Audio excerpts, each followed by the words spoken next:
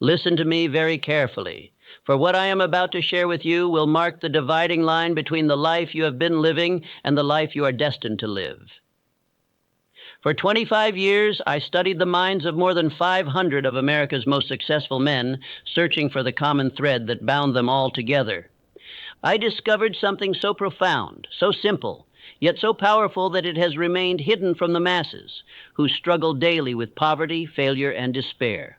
These men, Carnegie, Ford, Edison, Rockefeller, all possessed a secret morning ritual that set their minds in motion toward success before their feet even touched the floor. You wake each morning, don't you, with the same thoughts of worry, the same fears about money, the same doubts about your abilities? You rise from your bed already defeated, your mind poisoned with the limitations of yesterday. This is the poverty of mind that afflicts 98% of all people, and it is the very reason they remain chained to lives of quiet desperation. But today, right now, as you listen to my words, that chain is about to be broken forever. What would you say if I told you that the first 5 minutes after you open your eyes each morning determine whether you will succeed or fail that day? What would you think if I revealed that every great fortune, every remarkable achievement, every breakthrough in human progress began not in an office or a factory, but in the quiet moments of dawn when a determined mind spoke certain words with absolute faith and conviction? The human mind is a transmitting and receiving station. When you speak words with deep emotion and faith, you send a command directly to your subconscious mind, which is connected to infinite intelligence. This is not mere theory. This is scientific fact, proven through decades of careful observation. Your subconscious mind does not question or doubt. It simply accepts what you tell it with feeling, and begins immediately to manifest it in your physical world. Andrew Carnegie understood this principle. Each morning, before the sun painted the sky, he would stand before his window and speak his intentions for the day with such power that his very presence commanded respect from all who met him. Thomas Edison knew this secret. In the quiet of his laboratory, before beginning his work, he would affirm his connection to the infinite source of all knowledge. Rockefeller, Ford, Schwab, they all began their days not with the newspaper or idle chatter, but with deliberate, purposeful words that programmed their minds for victory. For too long, you have been the victim of your own mental laziness. You have allowed your mind to run wild like an untamed horse, carrying you wherever fear and doubt wish to take you. But the 11 phrases I am about to give you are like a bridle and bit for that wild horse. They will give you mastery over your own mind, and through that mastery, control over your entire life. These are not merely positive thoughts or empty affirmations. These 11 phrases contain the concentrated essence of success philosophy, distilled from the actual practices of men who built empires from nothing, who transformed entire industries, who left their mark on history. Each phrase is a key that unlocks a different door in your subconscious mind. Together, they form a master key that opens the vault of unlimited achievement. The transformation that awaits you requires only 2 things. First, that you speak these phrases every single morning without fail, and second, that you speak them with absolute faith and burning emotion. The words without the feeling are dead. But when you combine these words with the fire of belief, you set in motion forces that will reshape your entire existence. Prepare yourself, for you are about to learn the morning ritual that separates the masters of life from its victims. I am the master of my fate. Let these 6 words burn themselves into your consciousness, for they contain the power to lift you from the depths of despair to the heights of achievement. I once knew a man who had lost everything: his business, his savings, his confidence. He sat in my office with tears in his eyes, convinced that external forces had conspired to destroy him. I gave him only these 6 words and told him to repeat them every morning with the force of his entire being. 6 months later, he returned to thank me. for he had not only recovered his losses, but had built a fortune twice as large as before. You see, most people believe they are leaves blown about by the wind of circumstance. They blame the government, the economy, their education, their family, everything and everyone except the one person who holds all the power, themselves. But I tell you now, based on my study of the most successful minds in history, that you are not the victim of fate, you are its author. Every circumstance in your life today is the direct result of the thoughts you held in your mind yesterday. When William Ernest Henley wrote, "I am the master of my fate, I am the captain of my soul," he was not penning pretty poetry. He was stating a law as immutable as the law of gravity. Your thoughts create your circumstances. Your dominant mental attitude determines whether you attract success or failure, wealth or poverty, happiness or misery. This is not wishful thinking. This is the operation of universal law that works with mathematical precision. Consider Charles M. Schwab. He began as a day laborer in Andrew Carnegie's steel mills, earning $1 a day. But Schwab understood that he was the master of his fate. Each morning before reporting to work, he would stand before his modest mirror and declare with unshakable conviction that he would one day run those very mills. He did not hope, he did not wish, he commanded his subconscious mind to accept this as reality. The result? He became president of the United States Steel Corporation and earned a salary of over $1 million a year, at a time when such a sum was almost unimaginable. Henry Ford faced ridicule and mockery when he announced his intention to build a motor car for the masses. Learned men explained in detail why it was impossible. Financial experts proved with figures that he would bankrupt himself. But Ford knew a secret they did not. He was the master of his fate. Each morning he renewed his mental declaration of sovereignty over circumstances. When setbacks came, and they came by the dozens, he reminded himself that fate was not something that happened to him, but something he created with each thought, each decision, each action. Your subconscious mind is like fertile soil. It will grow whatever seeds you plant in it. When you declare, "I am the master of my fate," you plant seeds of personal power, self-determination, and unlimited possibility. But this must be done with feeling. Stand before your mirror each morning, look yourself directly in the eyes, and speak these words as if your very life depended on them, because it does. Feel the power surge through you. Feel the chains of victimhood falling away. Feel yourself taking command of your own destiny. The law of attraction operates through the subconscious mind. When you truly believe you are the master of your fate, your subconscious mind begins to attract the people, circumstances, and opportunities that align with this belief.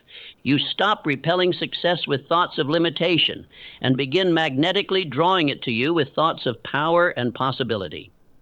This is not mysticism. This is the practical application of mental law that has been proven in the laboratories of life by every person who has ever risen from obscurity to greatness. My definite chief aim guides my every action. These 8 words constitute the starting point of all achievement. Without a definite chief aim, you are like a ship without a rudder, drifting wherever the currents of life choose to take you. But with a definite purpose fixed firmly in your mind, you become like a guided missile, moving with unstoppable force toward your target. I spent years in poverty and frustration before Andrew Carnegie revealed to me the supreme importance of definiteness of purpose.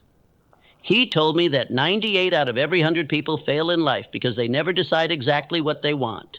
They have wishes, hopes, and dreams, but no definite chief aim. They scatter their energies in a dozen different directions and wonder why they never seem to get anywhere.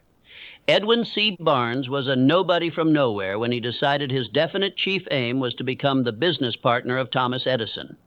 He had no money, no connections, no special talents. But he had something far more valuable, a burning desire backed by definiteness of purpose. Each morning, before the world awoke, Barnes would stand in his shabby room and declare his intention to work with Edison. He did not say he hoped to work for Edison. He declared he would be Edison's partner. When Barnes finally made his way to Edison's office, he arrived looking like a tramp. But Edison, who could read men's minds through their eyes, saw something different. He saw the fire of definite purpose burning so brightly that it could not be extinguished. Years later, after Barnes had become wealthy as Edison's partner in the dictating machine business, Edison said, "I gave him the opportunity he sought because I saw he had made up his mind to stand by until he succeeded." Your definite chief aim is not a wish or a hope. It is a command to your subconscious mind. When you state it each morning with absolute conviction, you activate forces within yourself that begin immediately to transform that aim into physical reality. John D. Rockefeller knew at age 23 that his definite chief aim was to become the world's greatest oil refiner. He spoke it, he breathed it, he lived it. Every decision, every action was guided by this central purpose. The result was Standard Oil and a fortune that staggered the imagination. The principle of concentration of effort demands that you focus all your energies on your definite chief aim. Scattered thinking leads to scattered results. But concentrated thinking, guided by a definite purpose, produces concentrated power. Your subconscious mind works 24 hours a day to manifest what you have clearly defined and emotionally charged. It never sleeps, never rests, never stops working on your behalf, but only if you give it a clear target. Each morning, as you speak this phrase, see your definite chief aim as already accomplished. Feel the joy of achievement. Experience the satisfaction of success. Your subconscious mind cannot tell the difference between a vividly imagined experience and reality. When you consistently visualize your goal as achieved while declaring your definite purpose, you create a mental pattern that your subconscious mind must follow. This is the secret of all great achievement, knowing exactly what you want and maintaining that vision with unwavering faith until it materializes in your life. I possess within me all the power I need. Stop for a moment and consider the profound truth of these words. You have been taught to believe in limitation, to accept that you need something outside yourself to succeed. But I tell you now, based on irrefutable evidence, that you already possess within your own mind all the power necessary to achieve anything you can conceive and believe. Thomas Edison had only 3 months of formal schooling. By every external measure, he should have remained an unknown failure. But Edison understood a secret that his educated critics did not. He possessed within himself access to infinite intelligence. When faced with a problem, he would retire to his private room, sit in complete darkness and silence, and affirm his connection to the source of all knowledge.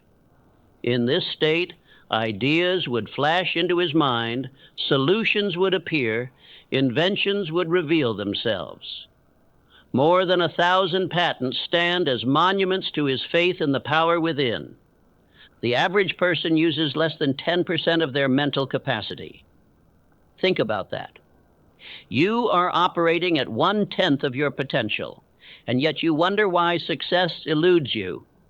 But the power is there, waiting to be accessed, waiting to be commanded, waiting to be released. George Washington Carver demonstrated this truth in a manner that cannot be disputed. Born into slavery, without formal education, he became one of the greatest scientists of his age. When asked how he discovered over 300 uses for the peanut, he replied simply, "I went into my laboratory and said, 'Dear Creator, please tell me what the peanut is for.' Then I waited for the answer." Your subconscious mind is connected directly to infinite intelligence, the source of all knowledge, all power, all solutions. But doubt acts as a barrier, blocking this connection. When you affirm each morning that you possess within you all the power you need, you remove this barrier. You open the channel through which unlimited wisdom and ability can flow. This is not theory, this is demonstrated fact, proven by every great achiever in history. Self-doubt is the great crippler of human potential. You have been programmed since childhood to believe in your limitations rather than your possibilities. You have been told what you cannot do so often that you have forgotten what you can do. But Carnegie was right when he said that no man is limited except by his own thoughts. The walls that seem to imprison you are made of nothing more substantial than your own beliefs. When you change those beliefs, the walls disappear. Each morning, as you speak this affirmation, feel the surge of unlimited power flowing through you. You are not separate from the creative force of the universe. You are an expression of it.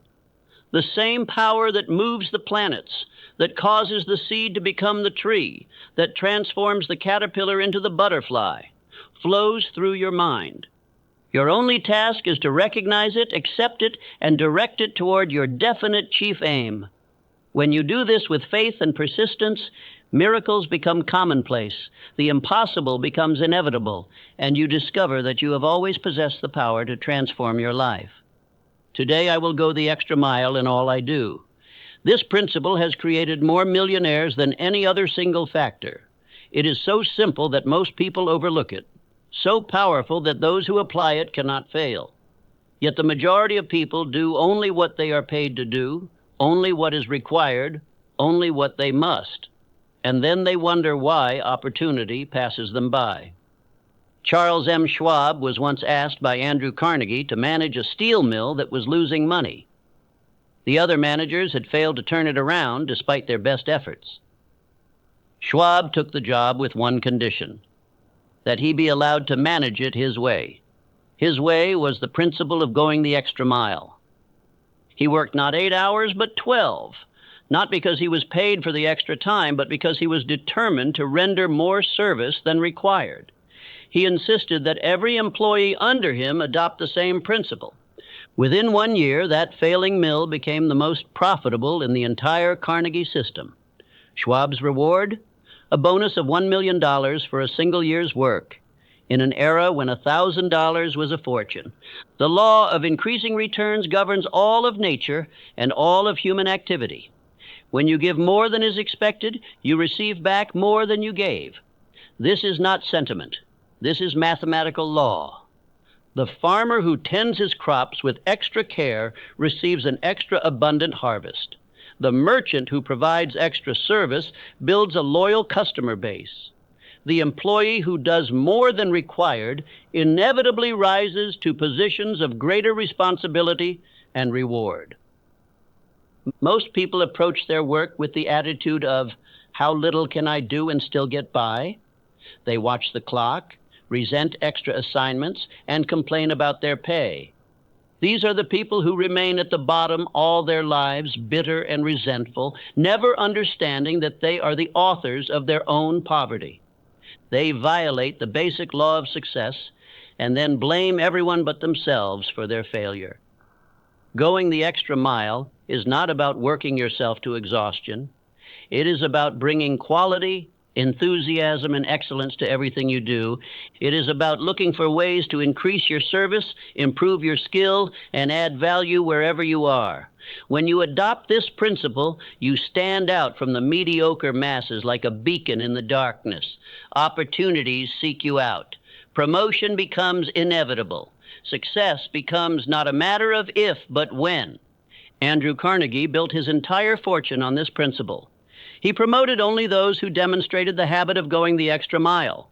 He paid them not for what they did, but for their willingness to do more than they were paid for. Every person in his organization who rose to wealth and prominence did so by rendering extra service. This was not favoritism. This was the recognition of an immutable law of success. Each morning, when you declare your intention to go the extra mile, you program your mind to look for opportunities to exceed expectations. Your subconscious mind begins to generate ideas for improving your service. You develop the reputation of being someone who can be counted on to deliver more than promised. This reputation becomes your most valuable asset, worth more than money in the bank, because it guarantees that you will never lack for opportunities to prosper. I attract wealth through service to others. Here is a truth that destroys forever the false belief that success comes through taking advantage of others. Every great fortune, without exception, has been built on a foundation of service.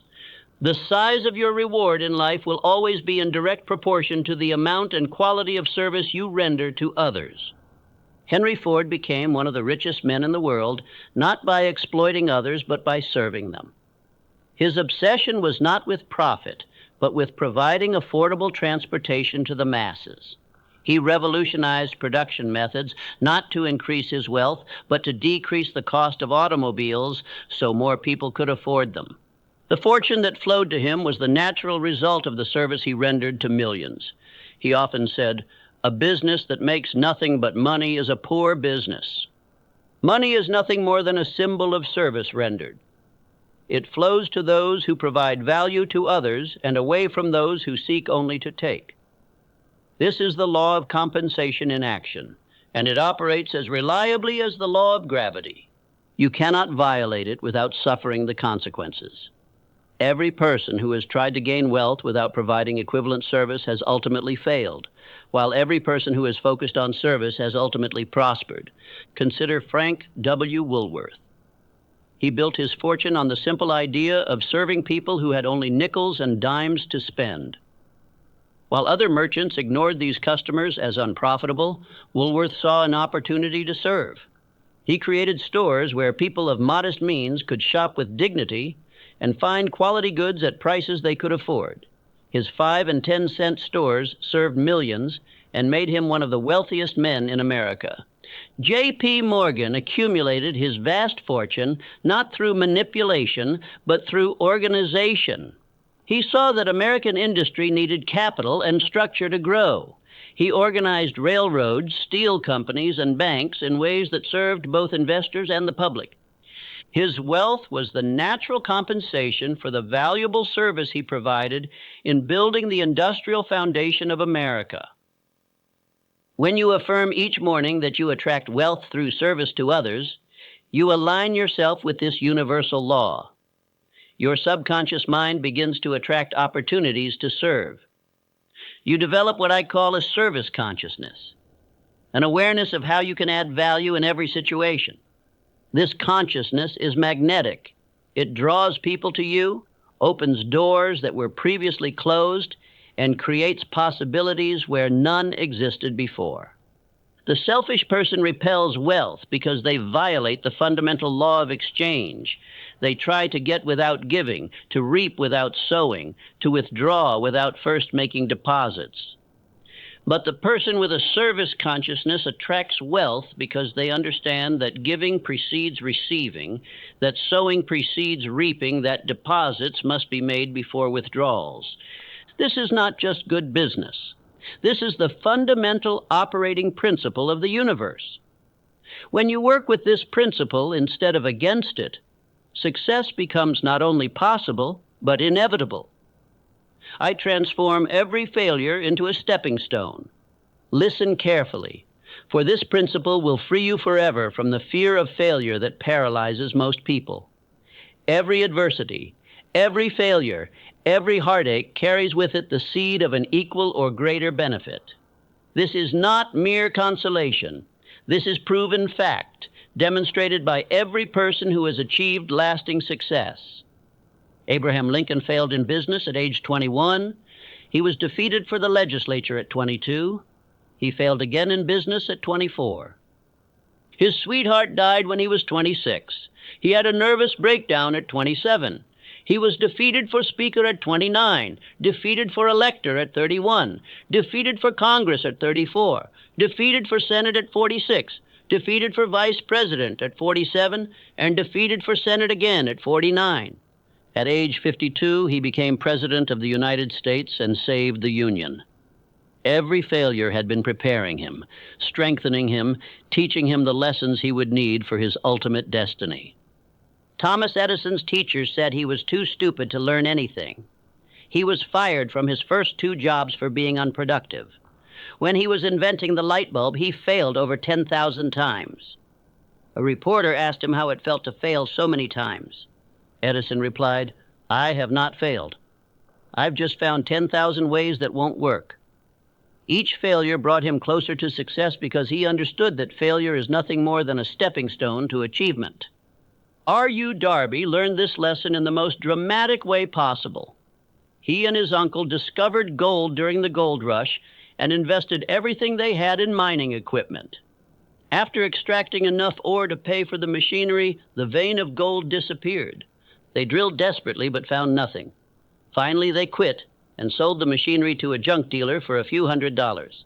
The junk dealer hired a mining engineer who calculated that the vein would be found just 3 feet from where the Darbys had stopped drilling. The junk dealer extracted millions of dollars in gold from that mine. But Darby learned from this failure. He went into insurance sales and used the lesson of persistence to become one of the most successful insurance salesmen in America. Most people accept failure as final. They quit at the first sign of defeat. They interpret temporary setback as permanent disaster. But I tell you now, there is no such thing as permanent failure except for the person who accepts it as such. Every failure is temporary. Every defeat is educational. Every setback is a setup for a comeback, but only for those who refuse to quit. Your subconscious mind has the miraculous ability to transform any experience into an asset. When you affirm each morning that you transform every failure into a stepping stone, you program your mind to look for the lesson, the opportunity, the hidden benefit in every setback. You develop what I call failure immunity, the ability to bounce back quickly from any defeat and use it as fuel for your next success. Nature requires opposition to create strength. The tree that stands against the wind develops the deepest roots. The muscle that works against resistance grows the strongest.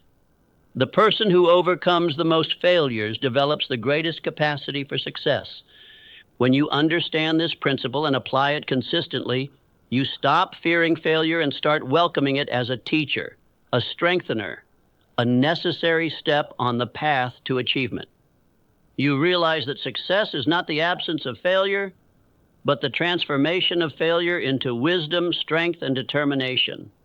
I am building my success with patience and persistence. In this age of instant gratification, this principle has been all but forgotten. Yet it remains as true today as it was in the beginning. All enduring success is built gradually, methodically, persistently over time. There are no shortcuts, no magic formulas, no overnight transformations. Success is a building process, and like all building, it requires patience and persistence. James J. Hill spent 20 years building his railroad empire. For 2 decades, he laid track through wilderness, overcame countless obstacles, faced financial ruin repeatedly, and endured the mockery of those who called his project Hill's Folly. But Hill understood that great achievements require time to mature.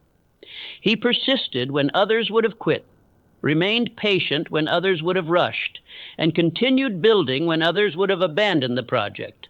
The Great Northern Railway became one of the most successful transportation systems in America, and Hill became one of the wealthiest men of his era. The principle of compound returns applies not only to money, but to personal development. Each day that you persist in your efforts, you add to your foundation. Each small improvement builds upon the last. Each lesson learned makes the next one easier. This compounding effect is invisible at first, which is why most people quit before they see results. But those who persist eventually reach the tipping point where all their accumulated efforts suddenly produce dramatic results. Marshall Field understood this principle.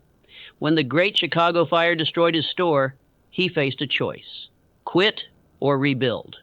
Lesser men might have accepted defeat, but Field saw the fire not as an ending, but as an opportunity to build something better.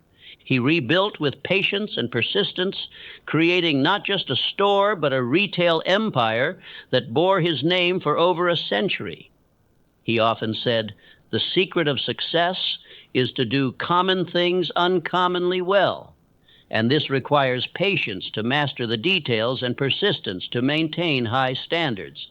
Impatience is the great destroyer of potential success. It causes people to abandon their efforts just before the breakthrough comes. It leads to poor decisions, rushed actions, and inevitable failure. The impatient person is like the farmer who plants seeds and then digs them up every day to see if they're growing. The patient person understands that there is a season for planting and a season for harvesting, and that one cannot be rushed into the other. Persistence is the quality that makes all other qualities effective. Without it, talent is wasted, education is meaningless, and opportunity is squandered. But with it, even ordinary ability can achieve extraordinary results. Calvin Coolidge was right when he said, "Nothing in the world can take the place of persistence." Talent will not. Nothing is more common than unsuccessful men with talent. Genius will not. Unrewarded genius is almost a proverb. Education will not. The world is full of educated derelicts. Persistence and determination alone are omnipotent. Each morning when you affirm that you are building your success with patience and persistence, you program your mind for the long game. You immunize yourself against the disease of instant gratification. You align yourself with the natural laws of growth and development. You join the ranks of those who understand that success is not a sprint, but a marathon. Not a single event, but a process. Not a destination, but a journey that requires patience for the distance and persistence to keep moving forward regardless of obstacles. My mind is closed to all negative influences. Your mind is like a garden that will grow whatever seeds are planted in it. If you allow others to plant seeds of doubt, fear, and limitation, that is what will grow. But when you close your mind to negative influences and plant only seeds of faith, confidence, and possibility, you create a mental garden of success. The world is full of people who will tell you what you cannot do. They failed, so they believe you must fail. They quit, so they expect you to quit. They accepted limitation, so they try to impose limitation on you. Guglielmo Marconi faced this when he announced his idea for wireless communication. His friends were so convinced he had lost his mind that they tried to have him committed to an asylum. But Marconi had closed his mind to their negative influences. He persisted in his experiments, and today the entire world communicates wirelessly. Henry Ford faced a constant barrage of negative influences when he decided to build his automobile. Engineers proved it was impossible. Financial experts demonstrated he would go bankrupt. Even his father tried to discourage him, but Ford had developed the mental discipline to shut out all voices except the one inside him that said, "It can be done." He refused to let the doubts and fears of others poison his mind. The result was not just the Model T, but an entire industry that transformed the world. Negative thoughts are contagious. They spread from mind to mind like a disease. When you associate with negative people, when you listen to their complaints and criticisms, when you allow their fears to enter your consciousness, you become infected.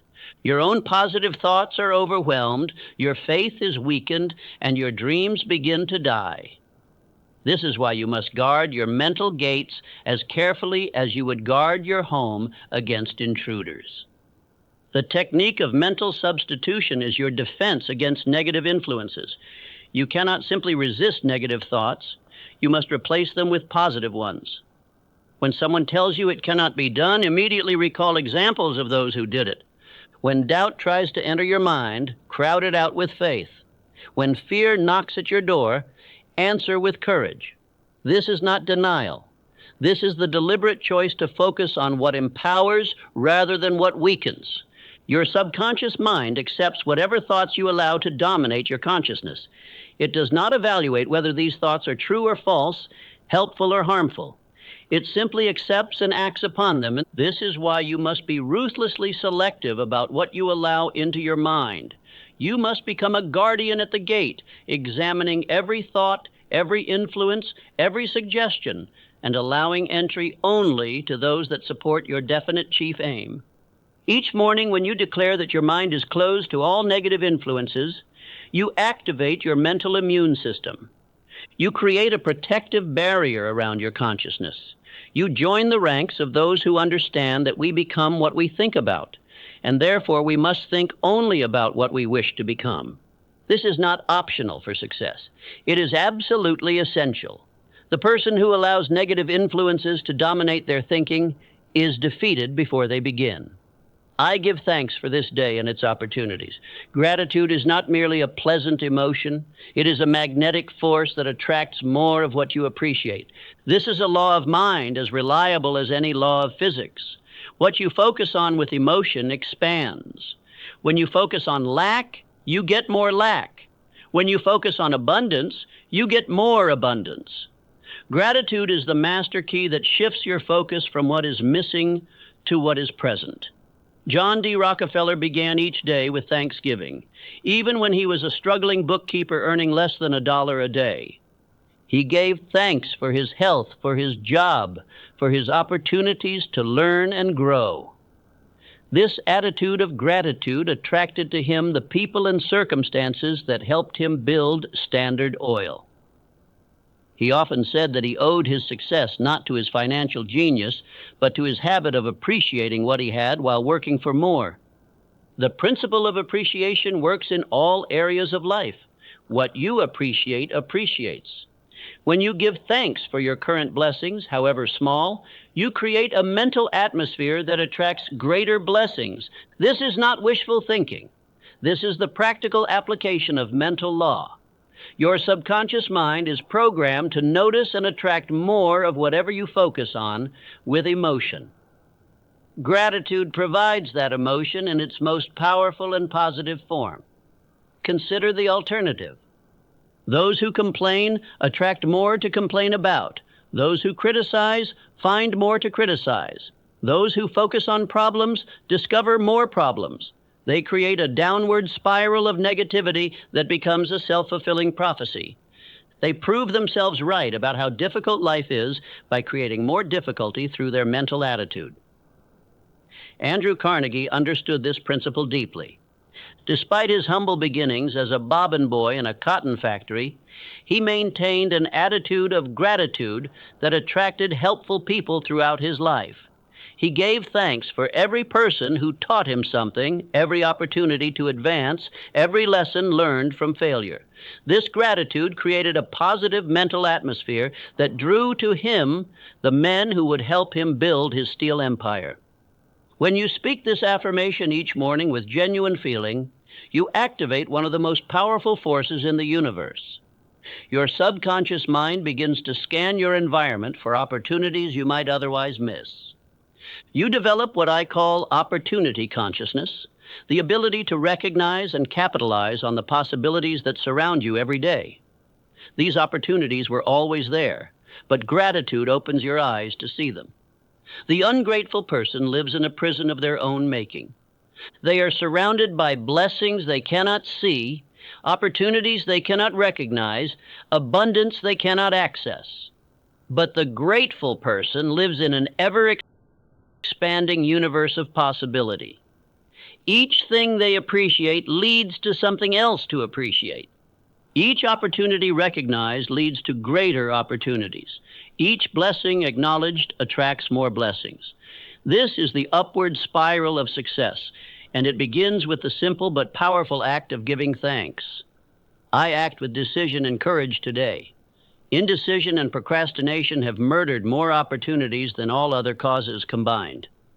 While you hesitate, life passes by. While you deliberate, others take action.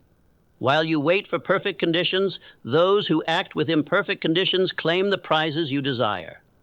Successful people have one characteristic that distinguishes them from failures. They make decisions quickly and change them slowly. Napoleon Bonaparte attributed his military genius to one thing. I make decisions 2 hours before my generals think they need to be made. This gave him the advantage of initiative. While his enemies were still deliberating, he was already executing. While they were reacting to his last move, he was making his next one. The universe rewards action and punishes hesitation. This is a law as immutable as gravity. When you act, even imperfectly, you set forces in motion. You create momentum. You generate feedback that allows you to adjust your course. But when you hesitate, you create nothing but stagnation. You generate only regret. You attract nothing but missed opportunities. Hernan Cortez understood this principle when he landed in Mexico with 600 men to conquer an empire of millions. His first act was to burn his ships. This left his men with only two choices: victory or death.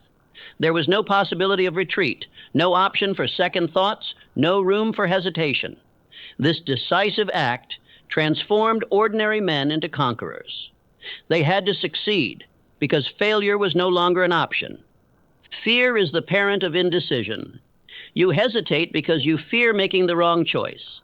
But here is the truth that will set you free. There are no wrong choices, only lessons. Every decision, even those that lead to temporary setback, provides valuable experience. The only truly wrong choice is no choice at all. The person who makes a decision and acts upon it, even if it proves incorrect, is infinitely better off than the person who makes no decision and remains stuck in place. Theodore Roosevelt built his entire life on the principle of decisive action. His motto was, "Do what you can with what you have, where you are."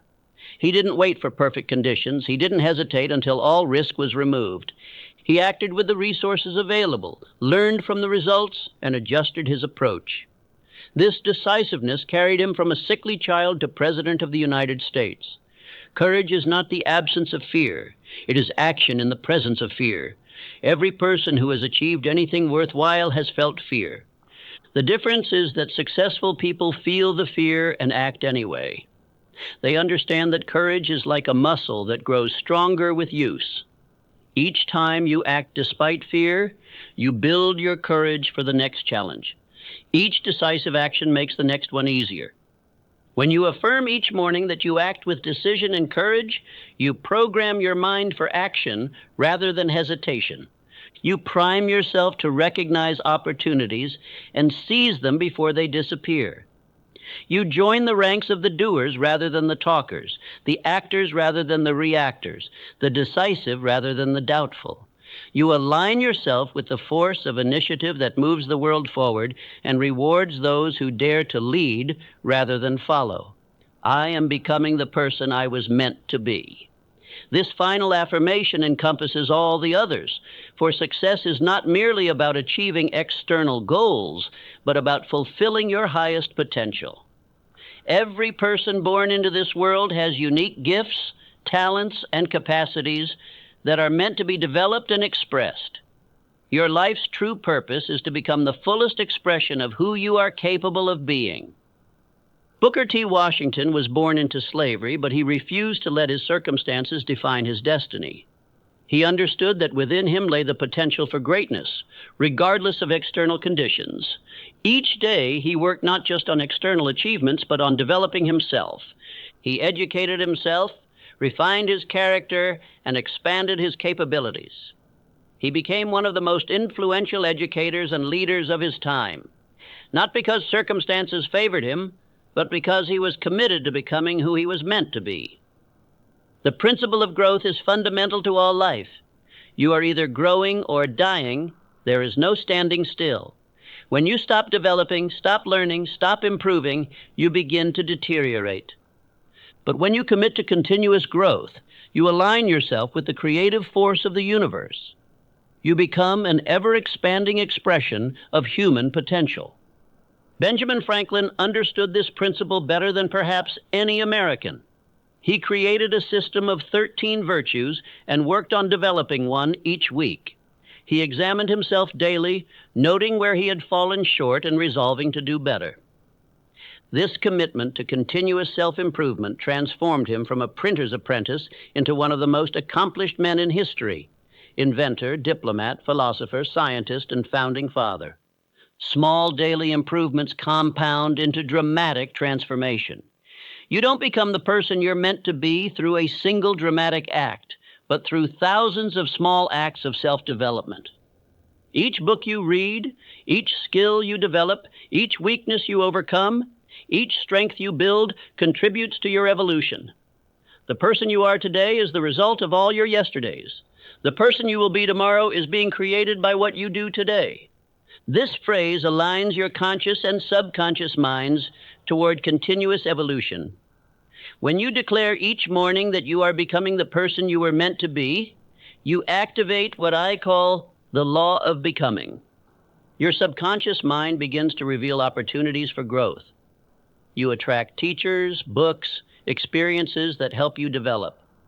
You find yourself making choices that support your evolution rather than your stagnation. Most people settle for far less than they are capable of becoming. They allow their environment to determine their development. They accept the limitations others place upon them. They stop growing when they leave school, stop learning when they get a job, stop evolving when they achieve a modest comfort. They die at 30 and are buried at 70, having spent 40 years as walking corpses of who they could have been. But you were not meant for mediocrity.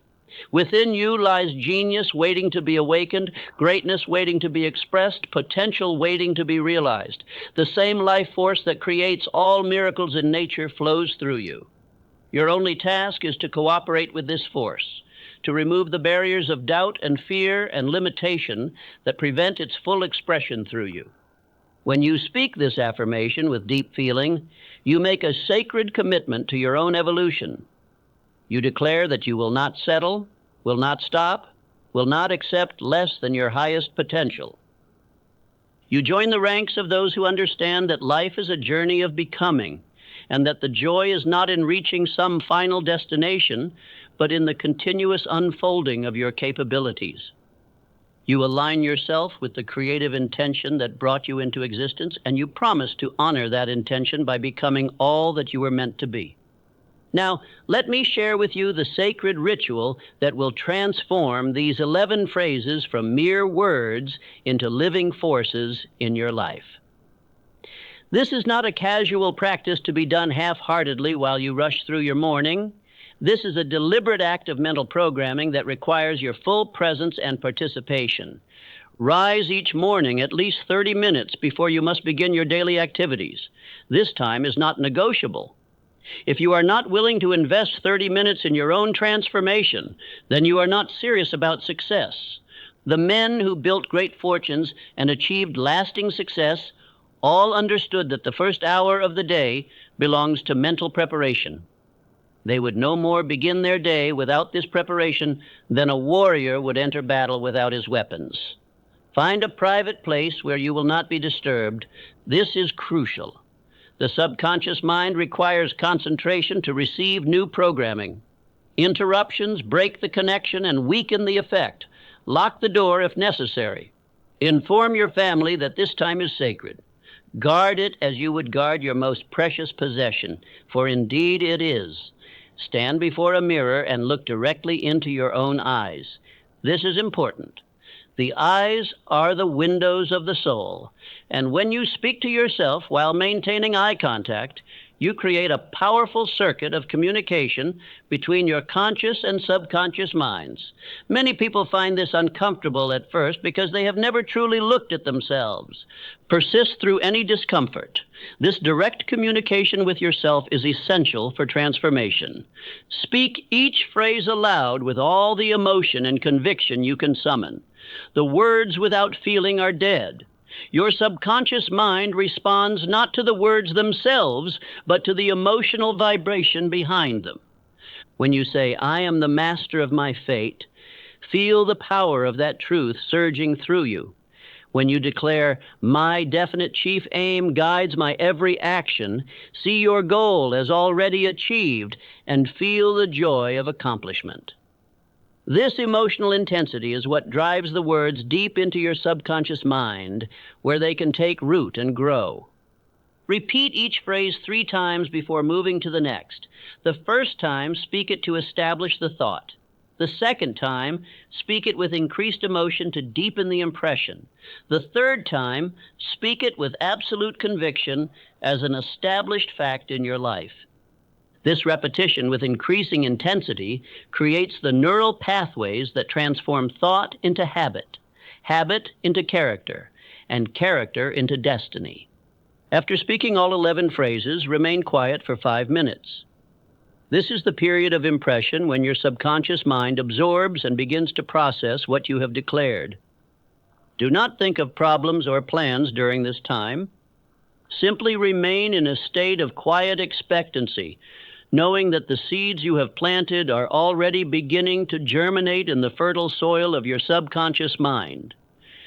The transformation will not happen overnight. Your subconscious mind has been programmed by years of negative conditioning, and it requires at least 30 days of consistent practice to establish new patterns. Miss a single day during these first 30 days, and you must begin again. This is not punishment, but simple recognition of how the mind works. Consistency is essential for creating new neural pathways. After 30 days, the practice will begin to feel natural. After 60 days, you will notice changes in your thinking and behavior. After 90 days, others will begin to comment on the transformation they see in you.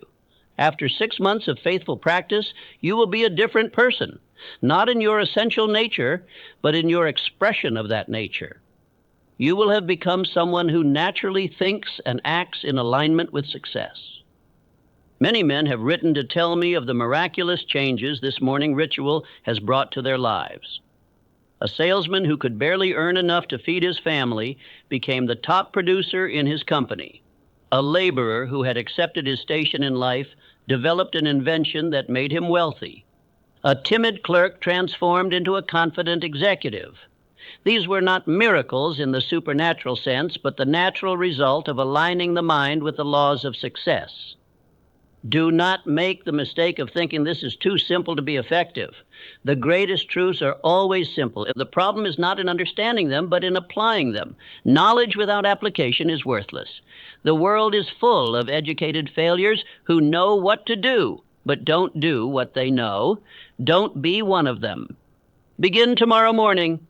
Set your alarm 30 minutes earlier. Prepare your private space tonight.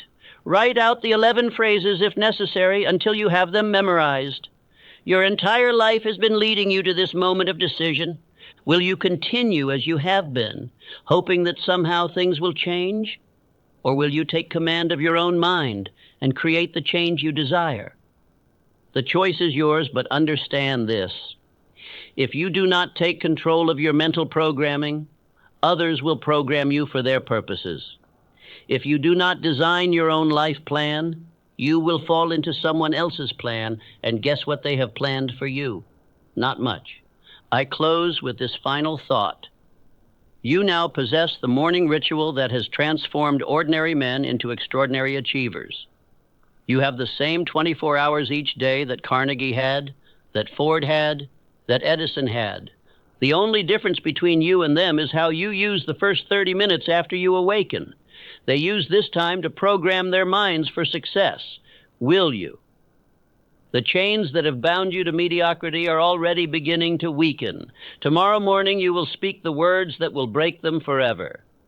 Tonight, as you prepare for sleep, know that you are about to embark on the greatest adventure of your life, the journey from who you are to who you were meant to be. The universe is waiting to respond to your new commands. Your subconscious mind is ready to receive new programming. Your future success is calling to you from tomorrow's dawn. Rise early, speak boldly, believe completely, act decisively, persist relentlessly. This is the way of those who transform their lives from failure to success, from poverty to riches, from nobody to somebody. You now know the secret. The only question that remains is, will you use it? The decision you make in the next 24 hours will determine the direction of the rest of your life. Choose wisely. Choose courageously. Choose success. Begin tomorrow morning with the 11 phrases that will change your life forever. I have given you the keys to the kingdom of achievement. Now it is up to you to use them.